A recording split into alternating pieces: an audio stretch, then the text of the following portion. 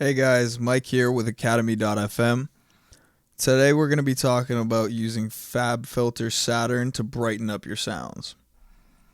Saturn is good regardless of what type of synth you're working with because it allows for different types of distortion and saturation to be applied at any frequency range. I'll go over that in more detail with today's example.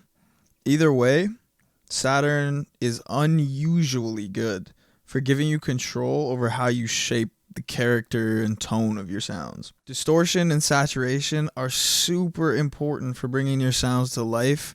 Saturn just offers that range of high quality distortion, and it's just perfect. There are 16 different distortion styles, from saturation to heavy guitar amps and bit crushing. You have a lot of options for what types of distortion you can apply. On top of that, there's multi-band processing of up to 6 bands, which allows you to sculpt your sound and distortion, which is super important when you want to have maximum control. Today, we're going over how to use Saturn specifically to brighten up a future bass chord loop.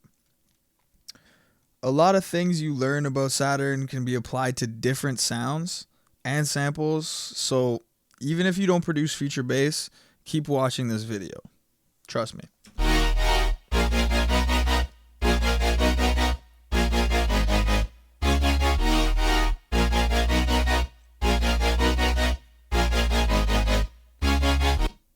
So I picked a sample that I really liked, but I think that it could be a bit brighter. In future bass, it's important to have that really nice shimmer that makes a chord stack sound really bright and powerful. If a sound doesn't naturally have this character, you're better off using Saturn to add harmonics as opposed to trying to boost it with an EQ. Saturn actually adds characteristics, harmonics, as opposed to forcefully boosting the weak ones that are hardly there. So, the first thing we're going to go over is the ability to create bands. You can segment your sound into various portions and then add distortions to the individual parts. Now that we have 4 bands, we can go in and start tweaking each of them. You can use Saturn like an EQ by adjusting the decibel levels of each individual band. In this specific sound, we're going to take down the low end a bit because we're going to add our own individual sub afterwards. Now, I'm probably going to want to add a bit of sparkle to the high end, as this sound is missing that crispy top noise.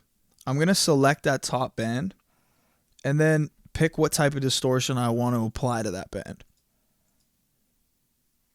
I can adjust the drive of that distortion with this big knob in the center, which lets me determine how intense the distortion is. I like warm tape for the high end because it's not very intense or destructive.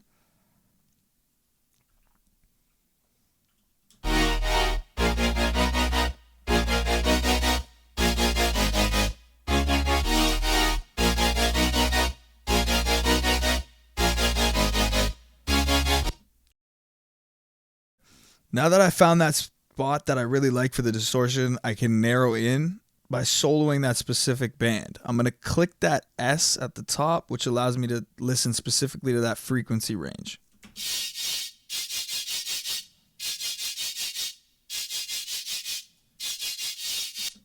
Perfect for seeing the changes that I applied right then and there. You can also do this for every single other band. You can also mute bands to see what they sound like when they're removed.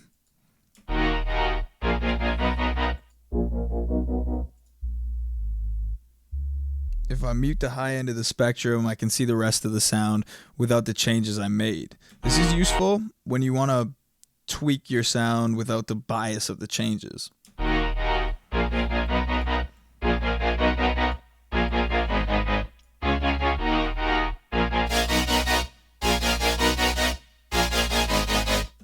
By tweaking one single band, I already made a sound become way brighter, which will help it cut through the mix much better.